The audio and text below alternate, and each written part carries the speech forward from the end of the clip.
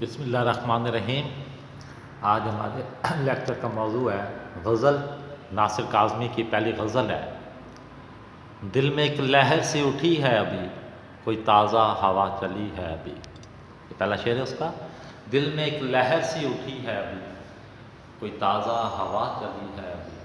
اس میں شاعر نے لہر لفظ تشبیہ دی ہے دل کے اندر خیال کو یا یاد کو، اس کو تشبیہ دی ہے لہر کے ساتھ۔ تو دل یہاں پہ کیا ہو گیا؟ سمندر ہو گیا۔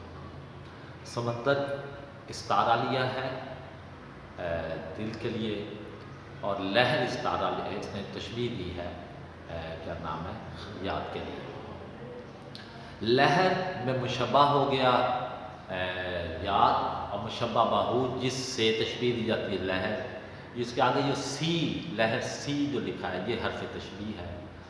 تو اس کے بعد آتا ہے وجہ شبہ کیا ہے، کہ جس طرح لہر حرکت کرتی ہے اور پانی کو زندہ رکھتی ہے، ایسے ہی دل میں بھی اس لہر کی وجہ سے، خیال کی وجہ سے دوبارہ زندگی اور خوشی آ گئی ہے۔ تو دل میں لہر سی اٹھی ہے ابھی، کوئی تازہ ہوا چلی ہے ابھی۔ اس میں شاعر نے دل میں، خیال میں، یاد میں پیدا ہونے والی خوشگوار تبدیلی کا ذکر کیا۔ اس سے پہلے دل ایک ٹھہرے ہوئے پانی کی طرح تھا، جیسے تالاب کا پانی ہوتا ہے، اس میں تعفن ہوتا ہے، حبس ہوتا ہے، گندگی ہوتی ہے۔ بہتا ہوا پانی پاک ہوتا ہے، صاف ہوتا ہے۔ اب اس کے اندر لہر اٹھنے کا مطلب کیا ہوا، کہ اس نے چلنا شروع کر دیا، پانی کے اندر حرکت آ گئی ہے۔ جب حرکت کرتی ہوئی چیز ہوتی ہے تو کہا جاتا ہے حرکت میں برکت ہوتی ہے۔ تو پانی حرکت کرنے کی وجہ سے اس کی خوشی، دل کی زندگی، جیسے پانی میں تعفن، حبس، گندگی ختم ہو گئی، ایسے ہی اس حرکت کی وجہ سے دل بھی کی دنیا بھی خوشگوار ہو گئی۔ تو یہ کسی کی یاد جو آئی ہے، کسی کا جو خیال آیا ہے، اس کی وجہ سے یہ سارا معاملہ ہوا ہے۔ ایک شعر ہے جیسے حوالے کا، رات یوں دل میں تیری کھوئی ہوئی یاد آئی، رات یوں دل میں تیری کھوئی ہوئی یاد آئی، جیسے ویرانے میں چپکے سے بہار آ جائے۔ یعنی محبوب یا کسی کی یاد آنے سے یوں ہوتا ہے کہ ویرانہ بھی بہار بن جاتا ہے۔ اس سے پہلے کیا تھا، دل کے اوپر جمود کا تھا، اس کے اندر تعفن تھا، حبس تھا، گھٹن تھی، تنگی تھی، یہ جمود اور بے یقینی کی کیفیت تھی۔ یوں لگتا تھا کہ وہ ایک سانس لینے والا مشین ہے انسان۔ اب اس کی وجہ کیا ہے، ایک وقت ایسا جب بچپن میں یا جوانی میں یا اس وقت تھا تو محبوب یا کسی چیز کے بارے میں بیٹھ کے سوچا کرتا تھا۔ اب ایسا ہوا کہ جب وہ بندہ عملی زندگی میں آیا تو اس کے پاس اتنا وقت ہی نہیں بچا۔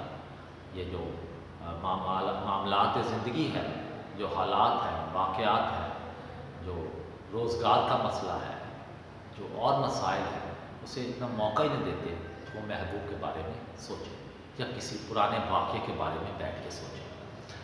اب کسی بھی وجہ سے اس کے اس دل کے جمود میں ایک خیال پیدا ہوا تھا، ایک امید کی کرن آئی کہ نہیں، میں مشین نہیں ہوں، بلکہ میں تو زندہ جیتا جاگتا انسان ہوں جو مشین کی سی زندگی گزار رہا تھا۔ تو ماضی کی یاد نے اس کے جو حال کے دکھ ہیں ان کو بھلا دیا۔ یہ حال کے لیے ذہن میں رکھیے گا، حال ایک لمحہ ہے جو اس وقت گزر رہا ہے، اس سے پیچھے جتنا گزر گیا وہ ماضی ہے، جو آنے والا ہے وہ سب مستقبل ہے۔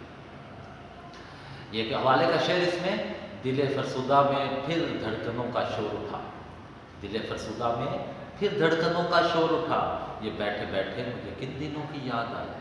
کن دنوں، وہ ماضی کی بات ہے، وہ جب بچپن میں یا کچھ ایسے واقعات اس کے ذہن میں ہیں جو اس کو خوشگواری میں مبتلا کرتے ہیں۔ یعنی اکیلے میں، تنہائی میں، کسی جگہ پہ یہ بندہ جو بیٹھا ہوا ہے، کسی مہربان کا خیال آئے، کچھ سوچ آئی، تو اس سے جو گھٹن اور حبس تھا اس پر طاری ہوا تھا، وہ ختم ہو گیا، وہ تازہ بہار میں تبدیل ہو گیا۔ یوں شاعر نے ایک بات کہ میرے دل میں جو خیال آیا ہے، اس نے میری زندگی کی جو موجودہ حالت تھی، کیفیت تھی، بے یقینی، حبس، گھٹن، پریشانی، تکلیف، دکھ، اس میں بہار یا تازگی پیدا کرتی ہے، تازہ ہوا چلنا، جوش اور جذبہ پیدا ہوتا ہے۔ یہ تھا آپ لوگوں کا پہلا شعر۔ اب چلتے ہیں دوسرے شعر پہ۔ شور برپا ہے خانہ دل میں، کوئی دیوار سی گری ہے، جہاں پہ شاعر نے دل کے لیے لفظ گھر استعارہ لیا ہے۔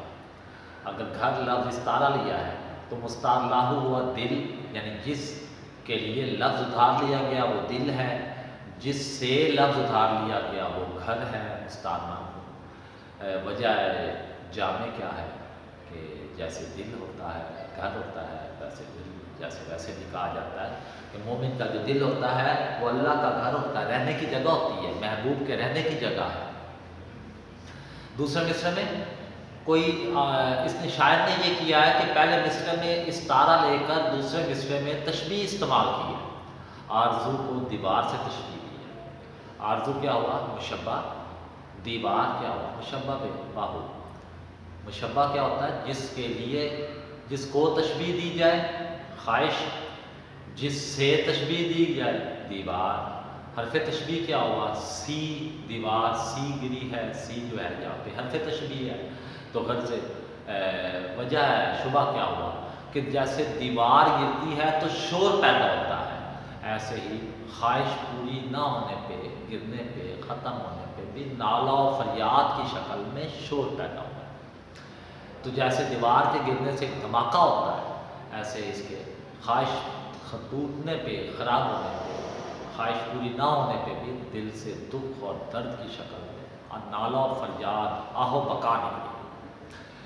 ایسے یہ میر کا شعر ہے، دل سے رخصت ہوئی کوئی خواہش، دل سے رخصت ہوئی کوئی خواہش، گریا کچھ بے سبب نہیں آتا۔ تو یہ اسی حوالے سے کہ رونا بے سبب نہیں ہے، اس کے پیچھے کی وجہ ہوتی ہے۔ اب ایک چیز جو اس میں خیال رکھنا ہے کہ جیسے گھر دیواروں سے بنتا ہے، اگر دیواریں نہیں ہیں تو چھت نیچے گر جائے گا، ایسے انسان کا جو دل ہے وہ آرزو کے ساتھ ہے، خواہشوں کے ساتھ ہے۔ انسان کی پیدائش سے لے کے مرتے دم تک اس کے دل میں کوئی نہ کوئی خواہش، کوئی نہ کوئی آرزو رہتی ہے۔ ابھی پہلی خواہش پوری نہیں ہوتی، نہیں آ جاتی، وہ پوری نہیں ہوتی، نہیں آ جاتی ہے، پوری ہو نہ ہو، خواہشوں کا یہ سلسلہ مرتے دم تک قائم رہتا ہے۔ تو اس دل کو آرزوؤں کا، خواہشوں کا گھر کہا جاتا ہے، اور دل اسی سے زندہ رہتا ہے۔ جس دل میں خواہش یا آرزو نہیں ہوتی ہے اسے زندہ نہیں کہا جاتا، وہ اس کے اندر کوئی طلب نہیں، زندہ رہنے کی خواہش ہی نہیں ہوتی، جہاں تک کہ زندگی ختم ہو جاتی تو مردہ کہلاتا ہوتا ہے۔ تو آرزو ناکام ہو تو دکھ ہوتا ہے، اب خواہش پوری ہو جائے تو خوشی، اب یہ خوشی پوری نہیں ہوتی، اتنی دیر میں پتہ چلتا ہے کوئی اور خواہش پوری نہیں ہے اور دکھ ہو جاتا ہے۔ جو ان دکھوں کو، ان آرزوؤں کی موت کی وجہ سے یوں لگتا ہے دل جیسے ان خواہشوں کا قبرستان ہے۔ یہ اللہ تعالیٰ نے انسان کو صلاحیت دی ہے کہ پرانے دکھوں کی شدت کم ہو جاتی ہے اور ختم ہوتے جاتے ہیں، نہیں تو انسان کے لیے جینا ان دکھوں کی وجہ سے مشکل ہو جائے۔ جیسے ایک شعر حوالے کا، آرزو اور آرزو کے بعد خون آرزو، آرزو یعنی خواہش ہے، اور آرزو کے بعد خون آرزو یعنی ختم ہو۔ ایک جملے میں نہا ہے داستان زندگی، نہا یعنی چھپی ہوئی ہے زندگی کی کہانی۔ یہ تھا آپ لوگوں کا دوسرا شعر۔ آگے چلتے ہیں، شعر نمبر 3۔ بھری دنیا میں جی نہیں لگتا، بھری دنیا میں جی نہیں لگتا، جانے کس چیز کی کمی ہے۔ یہاں پہ ایک چیز بہت سادے سے الفاظ میں شاعر ہے، بہت بڑی ایک حقیقت بیان ہے۔ انسان کا دل اداس ہو، پریشان ہو، دکھی ہو تو اسے ساری دنیا ویران لگتی ہے، اداس لگتی ہے، اسے بہار بھی خزاں لگتی ہے، اسے کوئی خوشی نظر نہیں آتی، وہ خوشی میں سے بھی دکھ نکال لیتا ہے۔ اور اگر دل خوش ہو تو خزاں بھی بہار لگتی ہے، دکھوں میں بھی انسان خوشیوں کی حالت پیدا کر لیتا ہے، پریشانیوں کو بھی وہ برداشت کر لیتا ہے، نہیں تو چھوٹی سی بات پہ وہ بھڑک اٹھتا ہے۔ تو یوں جیسا انسان کا مزاج یا موڈ ہوتا ہے ویسا ہی باہر کا موسم ہو جاتا ہے۔ تو جیسا مجھے ایک حوالے کا شعر ہے، جیسا موڈ ہو ویسا منظر ہوتا ہے، موسم تو انسان کے اندر ہوتا ہے، انسان کے اپنے مزاج پہ بھی ہوتا ہے۔ ہر انسان کا مزاج دوسرے سے مختلف ہے، کچھ کم اور کچھ زیادہ، لیکن ہر انسان کے اندر یہ مزاج پایا جاتا ہے۔ اب سوال یہ ہے کہ بھری دنیا میں کیوں نہیں جی لگتا؟ کیا چیز ہے جس کی کمی ہے؟ وہ پہلی چیز محبوب۔ یہ محبوب کے لیے ضروری نہیں ہے کہ صنف مخالف کی کوئی انسان ہو، یہ کوئی بھی محبوب ہو سکتا ہے۔ محبوب کی ڈیفینیشن یہ ہے کہ ہر وہ چیز جس کے لیے آپ کچھ بھی قربان کر دیں، جس کو پانے کے لیے آپ کوئی بھی قربانی دے دیں، وہ آپ کا محبوب ہے۔ وہ انسان بھی ہو سکتا ہے، وہ کوئی جانور بھی ہو سکتا ہے، وہ کوئی چیز بھی ہو سکتی ہے، وہ جگہ بھی ہو سکتی ہے، کچھ دولت محبوب ہوتی ہے، کچھ کو اپنے عزت محبوب ہوتی ہے، کچھ کو مقام اور مرتبہ اپنا محبوب ہوتا ہے۔ یہ مختلف کیٹیگریز ہیں، درجات ہیں۔ دوبارہ بات یہ ہوتی ہے کہ جب انسان کے پاس اس کی محبوب چیز نہ ہو، پھر اسے بڑی دنیا میں سب کچھ بے معنی لگتا ہے۔ دنیا کے اندر اجاڑ ہے لگتا ہے، دل اجاڑ ہے تو کوئی تصور، کوئی خیال، رنائی اس کے اندر پائی نہیں جاتی ہے۔ پوری دنیا اسے منجر اور ویران لگتی ہے، حالانکہ دنیا کے اندر وہ سارے نظارے ہیں، تمام چیزیں ہیں، تمام آسائشیں ہیں، سورج ویسے ہی نکل رہا ہے، ہوائیں ویسے چل رہی ہیں، پانی ویسے ہی سب کچھ کر رہا ہے، لیکن اس انسان کو کمی محسوس ہوتی ہے کہ ابھی بھی دنیا میں کسی چیز کی کمی ہے۔ وہ اس کی تنہائی، اکیلا پن ہے، اسے لگتا ہے کہ صرف میں ہوں، میرے علاوہ کوئی بھی نہیں ہے، میں تنہا، ویران، دنیا میں کوئی بھی نہیں ہے۔ تو اس حوالے سے ایک شعر ہے، حوالے کا شعر: 100 بار چمن مہکا 100 بار بہار آئی، 100 بار چمن مہکا 100 بار بہار آئی، دنیا کی وہی رونق، دل کی وہی تنہائی، کہ دل کی تنہائی جاتی نہیں، کوئی کمی ہے جو ختم ہی نہیں ہوتی۔ ایک تو اس کا یہ کانسیپٹ تھا، جو کمی تھی وہ محبوب کے نہ ہونا ہے۔ دوسری کمی اس کی خود غرضی، دنیا کی خود غرضی۔ اب یہ دنیا کی خود غرضی کا کانسیپٹ تھوڑا سا سمجھے کہ ہر انسان دوسرے انسان سے مختلف ہے۔ ایک انسان کو جو تکلیف پہنچتی ہے، زخم ہوتا ہے، اس کا درد وہ خود محسوس کر سکتا ہے، دنیا کا کوئی انسان نہیں کر سکتا۔ دوسرے کسی قریبی چاہنے والے کو احساس ہو سکتا ہے کہ اس کو دکھ ہوا ہے، لیکن اس کے اندر وہ تکلیف کو برداشت نہیں کر سکتا، وہ اس تکلیف کو محسوس نہیں کر سکتا۔ جس طرح وہ بندہ جس کو چوٹ لگی ہے اور اس تکلیف کو، درد کو برداشت کر رہا ہے، ایسے وہ نہیں برداشت کر سکتا۔ اب جب ایسی صورت ہوتی ہے تو ہر انسان اپنی تکلیفوں اور خواہشوں کے مطابق رہتا ہے۔ ہر انسان جو خوراک ایک بندہ کھا رہا ہے وہ کسی دوسرے کو فائدہ نہیں پہنچا سکتی ہے، تو اپنے مطلب اور غرض کے لیے سب کو کھانا پڑتا ہے، اپنی محنت کے لیے، اپنی غرض کے لیے خود کام کرنا پڑتا ہے۔ تو یہاں پہ ایک دوسرے کے مفادات سے ٹکراؤ ہوتا ہے، تبھی انسانیت اور خلوص اور محبت کے کنسیپٹ دیے گئے۔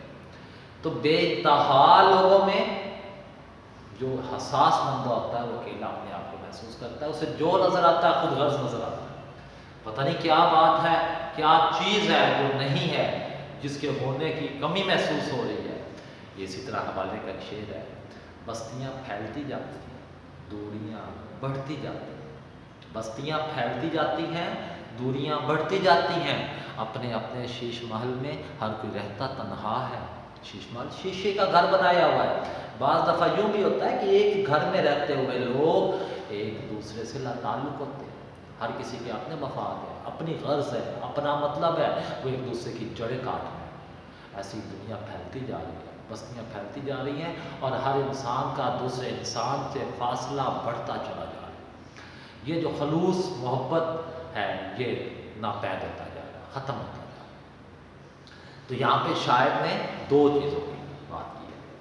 یہ ایسا ایک شعر آپ نے اپنے جو ایک نظم ہے آدمی، اس میں بھی پڑھا: بلاتی بستیاں مشکل سے دو چار آتی، کتنا کامیاب آتی، کتنا بسیارا،